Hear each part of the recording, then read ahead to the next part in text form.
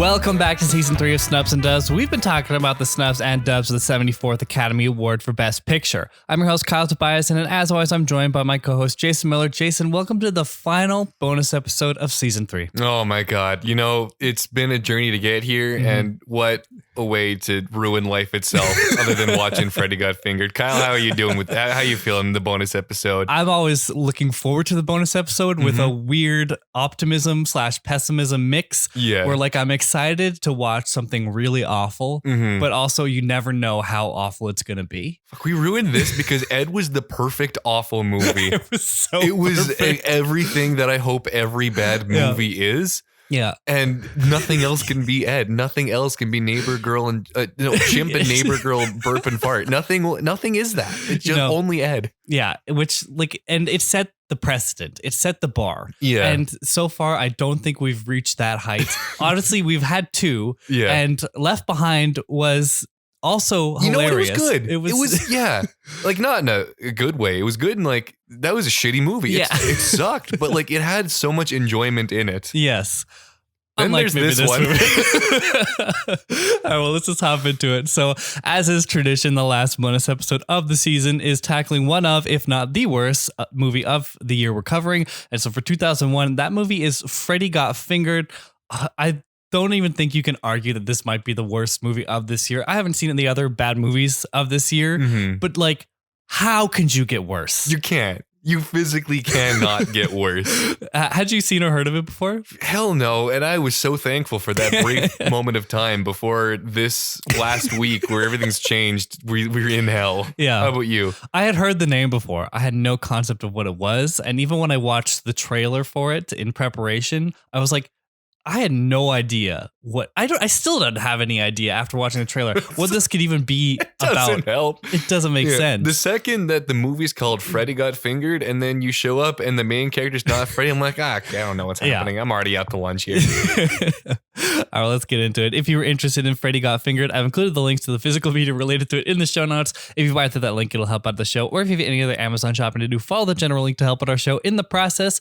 A reminder, this is going to be a spoiler-filled conversation, or as spoiler-filled as you can get for this movie. So if you haven't seen Freddy Got Fingered and you for some reason want to, go ahead and watch it. It's on Prime. Without further ado, let's get into it. Freddy Got Fingered is a 2001 American surreal, absurdist black comedy film directed by Tom Green in his feature film directorial debut and written by Green and Derek Harvey.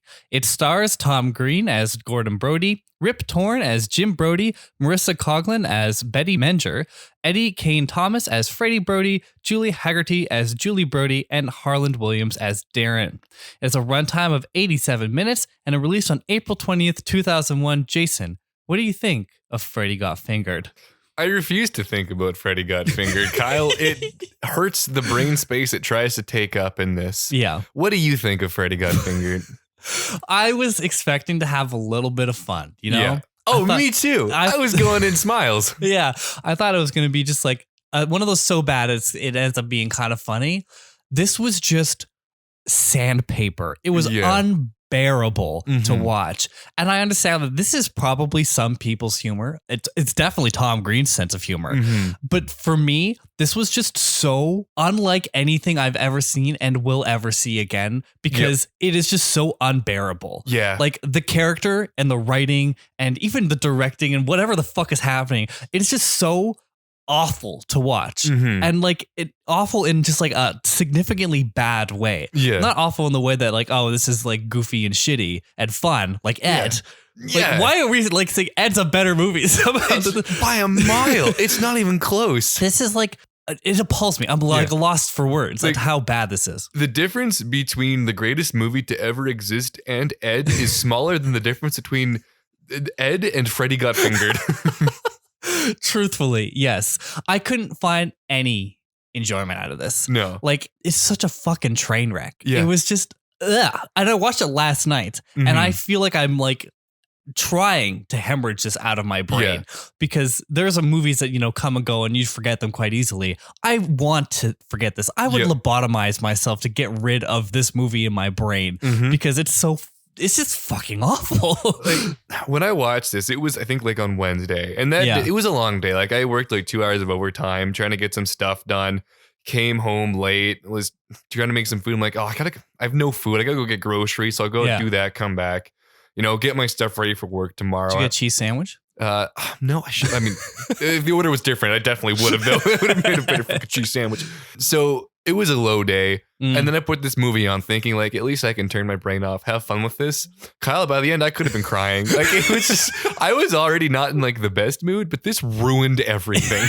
Yes, honestly, like this, I thought at the end of the day, I was considering even going to a movie or something. I was thinking about seeing Mithrigan, but I just ran out of time by the end of the day. I was like, okay, well, I'll just at least cap this night with Freddy Got Fingered, have a decent fun time. It's not a decent fun time. Don't even watch this if you're thinking like, oh, I want to watch a fun shitty movie. No, literally, I recommend Ed first, like, which is crazy. How do you even recommend Left Behind before this? Yeah.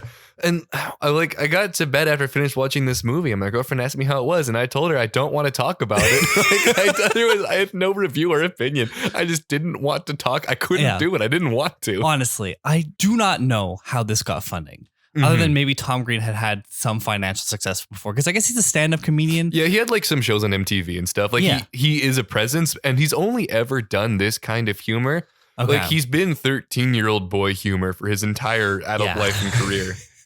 Which really is something. Yeah. Well, I'm going to read through the plot here quickly. Good luck. If you don't want to know, you can skip right to the discussion by following the time codes in the show notes. But here's Freddy Got Fingered. Unemployed 28-year-old cartoonist Gord Brody leaves his parents' home in Portland, Oregon to pursue a lifelong ambition of obtaining a contract for an animated television series.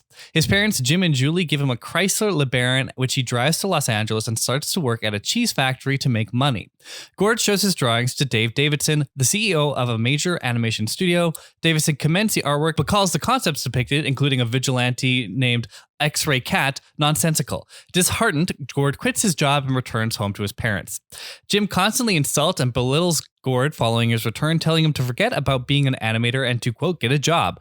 When Gord pressures his friend Darren into skating on a wooden half-pipe he has built outside the Brody home, Darren falls and breaks his leg. At the hospital, Gord impersonates a doctor, delivers a baby, and meets an attractive nurse named Betty, who uses a wheelchair, has an obsessive penchant for fellatio, and wants to create a rocket-powered wheelchair. Gord lies to his father that he has got a job in the computer industry and goes out to a restaurant with Betty, pretending he's at work. However, Jim sees him there and disparages Betty due to her disabilities.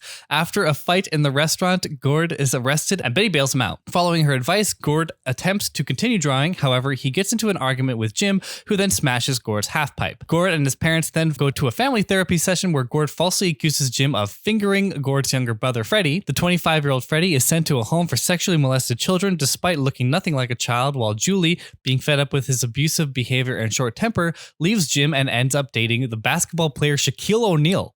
While in a drunken stupor, Jim tells Gord how much of a disappointment he is to him. Affected by his father's words, Gord decides to abandon his aspirations to be a cartoonist and get a job at a local sandwich shop. After seeing a television news report on Betty's successful rocket-powered wheelchair, Gord is inspired to pursue his dreams once again. He returns to Hollywood with a concept based on his relationship with his father, an animated series called Zebras in America. Jim follows Gord there after threatening Darren and to revealing his whereabouts.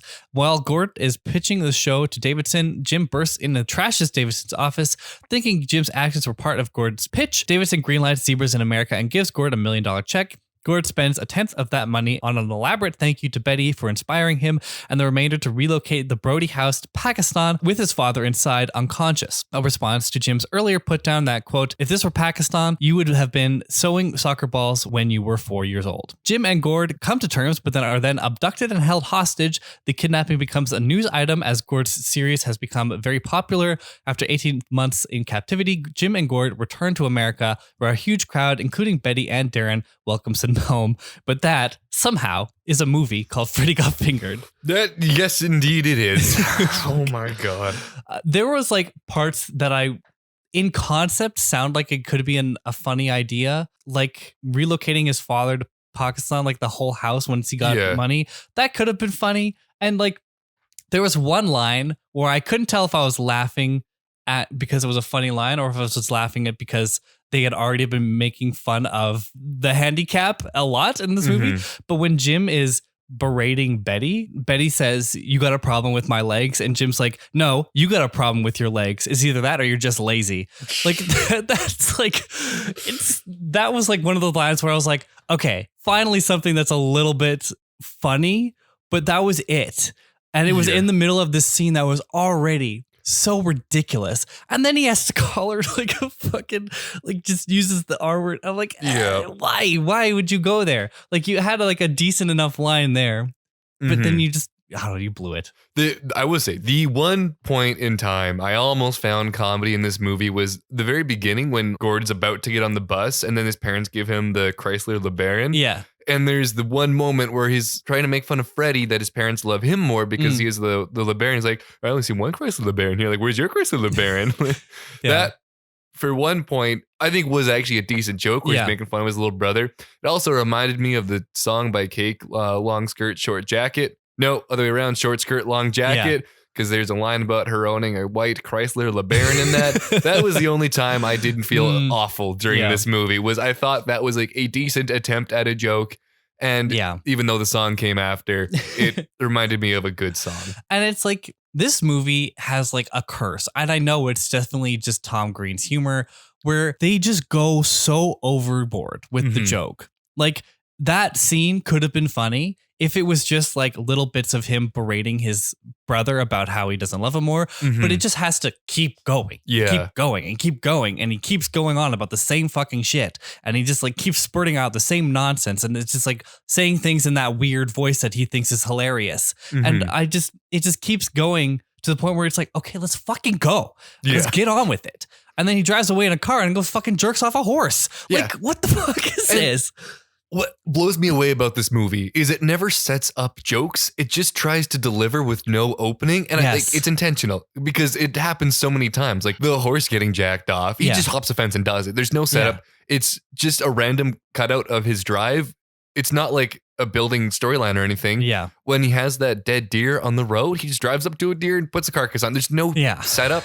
There's no punchline. It's just weird things that happen on screen that you can tell are attempts at jokes. Yeah. And I'm like thinking, and I can even think of better ways to have done that too, because like he could have just been interested in the fact that they were trying to get the semen out of the horse or like excite the horse to like breed the horse. And eventually it does come, like you could say that it came full circle at the end with the elephant scene because he does it to an elephant. And so you could have made that joke funnier at the end, even though it is just like literally jerking off an animal. And Tom Green has some weird bestiality thing going on. But if you had set up that he learns how to do this because he pulls over at this moment and he doesn't just go in there and be like, Daddy, look, I'm a farmer. Like if he had went over there and like been like, can I help you with this? Like, can we do this together? Like, I'm curious. And then they just helped him and they taught him how to do this. And then when you come back to the end, he knows how to jerk off an animal to the point where he can like spray his father with ejaculate. That might have landed a little bit better. Maybe. I'm still struggling to find that worth watching. I know, but I'm just like, I'm literally trying to like make it any semblance of better. And then also when Betty says you need to get inside the animals and we had already seen him jerk off a horse. I thought for sure he was going to insert something else into an animal. And when he pulled over to the side of the road and there was that dead deer. Right there with you. Full mile. I did not anticipate him to split the deer open and wear his carcass as a costume. You know what? Somehow that was a relief. It could have been worse. And like I thought for sure it would, like, even if they didn't show anything, which I'm literally feeling ill at the thought of it. If they just cut away and implied that was the thing, it might have been better than seeing him fucking wear the carcass, because that in itself was awful. And what was the punchline of that joke? That he gets hit by a fucking truck? This movie does not exist in a world with punchlines. It really doesn't. It just phrases actions as a joke, but they're like, it's same with I'm a sexy boy, ding dong when he's in the cheese sandwich making factory, and like none of that makes sense. It's not really a joke. It's just something that Tom Green does on screen that we're forcing ourselves to watch for some reason. One thing that I will say surprised me is that I know for a fact they shot a lot more than was in this movie. So much more, Did you watch the trailer at all? Nope. Okay. Well, I watched the trailer and the actor Stephen Tobolowsky is in it. Oh. And you might not know him by name, but you Probably will not. recognize him. He's in a bunch of stuff like comedy. Oh, and, yeah. I recognize him. Yeah, and so he was supposed to be in this movie as Gord's gay uncle who lives in Los Angeles, who owns the cheese factory. And when Gord goes down there, he works for his uncle and lives with his uncle. And so that character was entirely cut. And then there's other scenes in the trailer. They have like his dad's boat in like on a crane or something, and they drop it. So they clearly spent a lot of money on destruction, on hiring named actors, like comedy actors, and like going through all of this stuff only to cut it down to this. And even this was fucking nothing. Like It's it was still just miserable. garbage. And so in a way, I'm happy that it's only 88 minutes It is when still it too could have many. been worse. You can't even point out a set piece, you know, like with No. a lot of comedies, they have set pieces and some of them are better than others. Like I'm thinking about, have you seen any of the Jump Street movies? I think we talked about this in 2014 season. No, but I haven't don't think seen you them. have. Well, anyways, there's like a scene where the two main characters are driving in a car in a police chase, but because the whole movie is an allegory for sequels and how they ran out of budget and like there wasn't enough budget. So they're trying to not destroy things in this car chase. Yeah. But the people that are chasing them are actively destroying everything. Yeah. And it's like, it's a really funny scene. And so that's a set piece. Yeah. And that like paid off. Whereas the set pieces are Jim comes home to find Gord playing the piano with strings attached to sausages. And he just makes fucking weird noises. Like, and then he goes to Betty's house, whips her with bamboo on her legs, and then hits her in the face.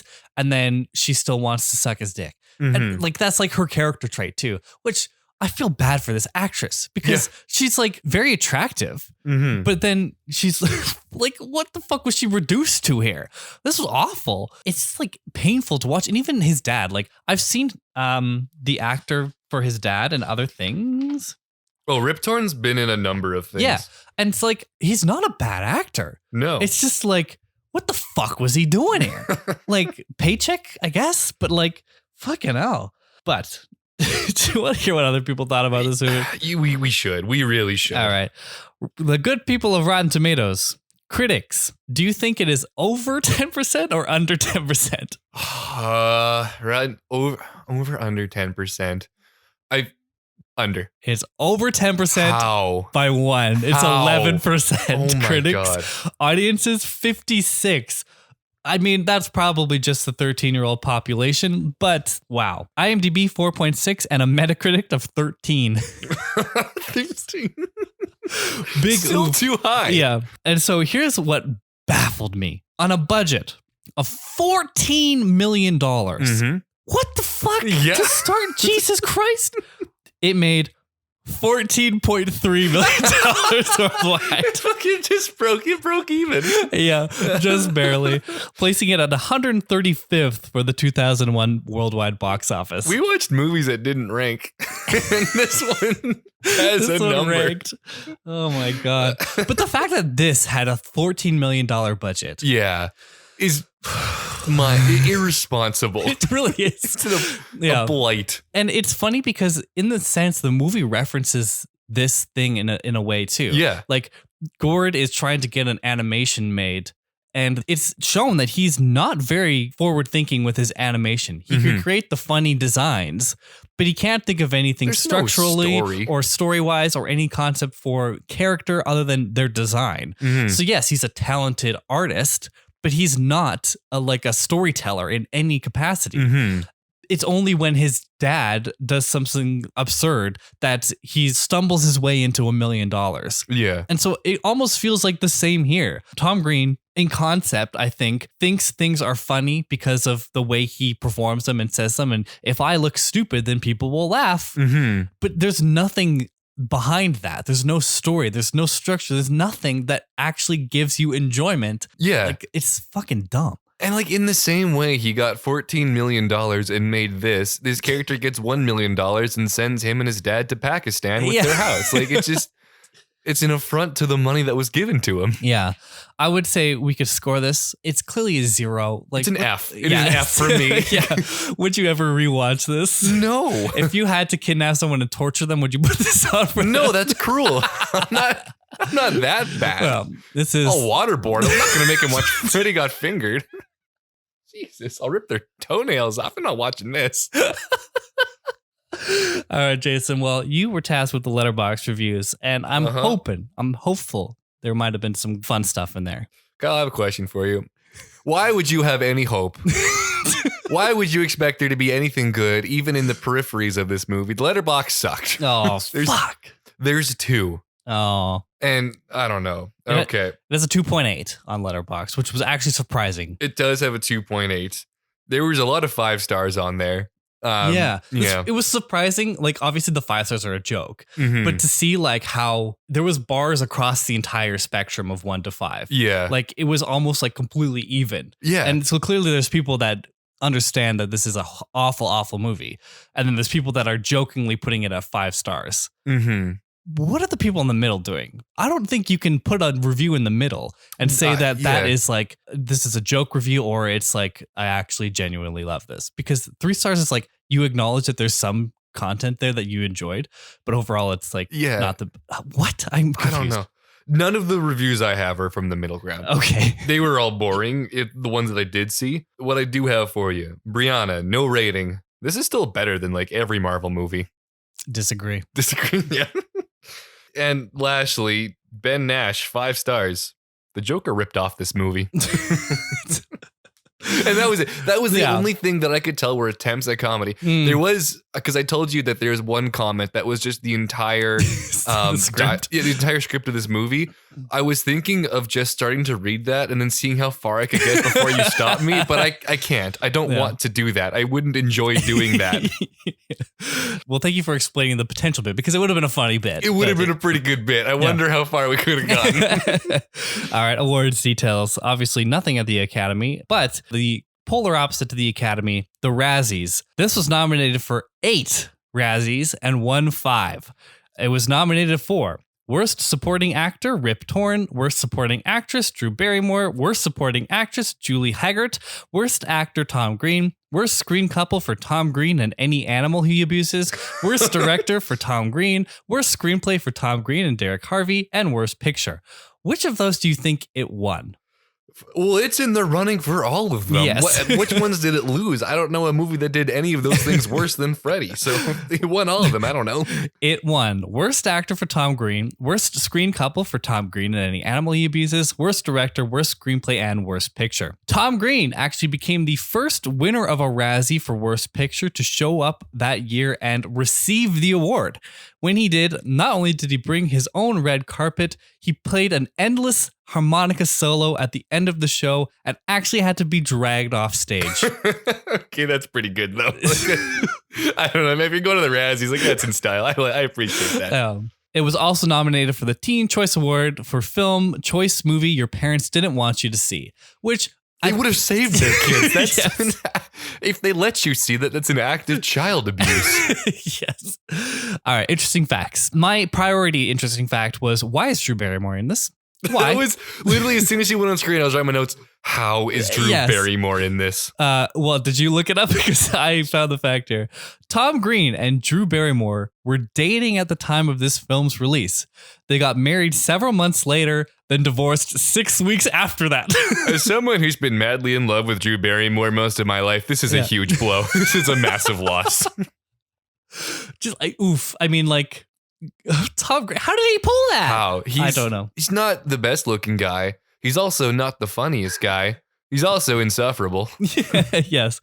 The footage of surgery Freddy is watching when the cop and therapist come to his door is actually footage of Tom Green's surgery that he underwent to remove a lymph node due to testicular cancer. Well, that's probably the best film that exists with him in it. Probably the greatest acting he's ever done. All right, the French title. Here we go. Va te faire foutre, Freddy? Sure. Translates to go and fuck yourself, Freddy. In English. Amen. Filming was interrupted by an irate hot dog seller who refused to move his cart out of the way. He was eventually moved for a $2,000 check that was later canceled. They had $14 million. What do you mean they had to cheap this guy out of $2K? Honestly, power to this fucking hot dog seller who tried to stop this movie by his own will. Know your worth, King.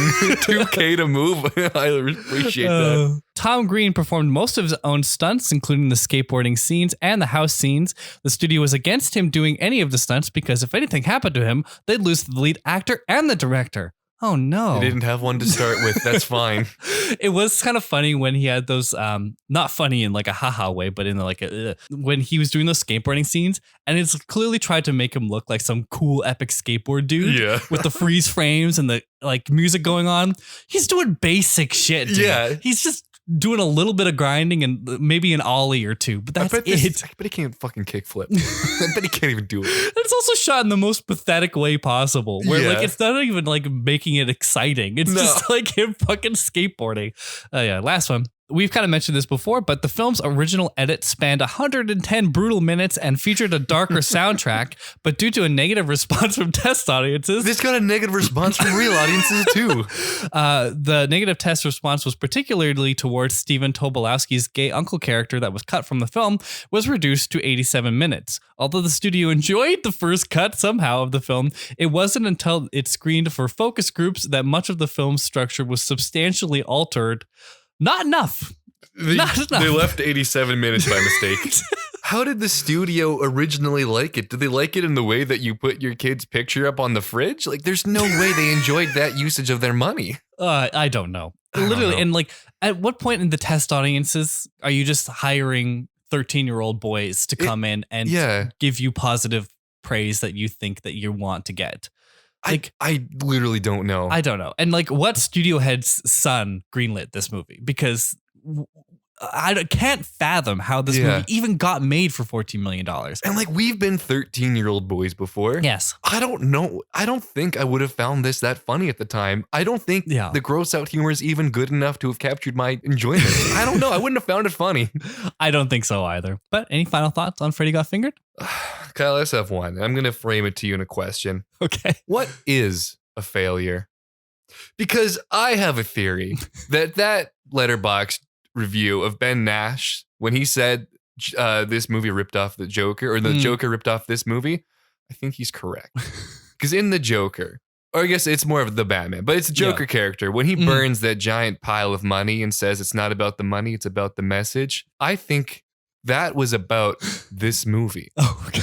This movie was given $14 million to make a film, and I don't think this is a bad movie that tried to be a good movie.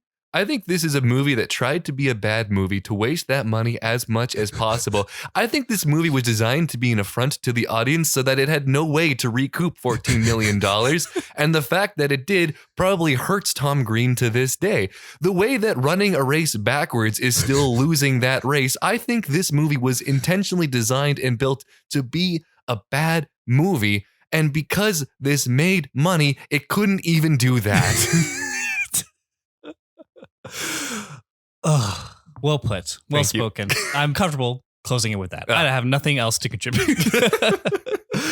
Other than don't give Tom Green an idea of running a race backwards, because he will put on the suit backwards and scream about it.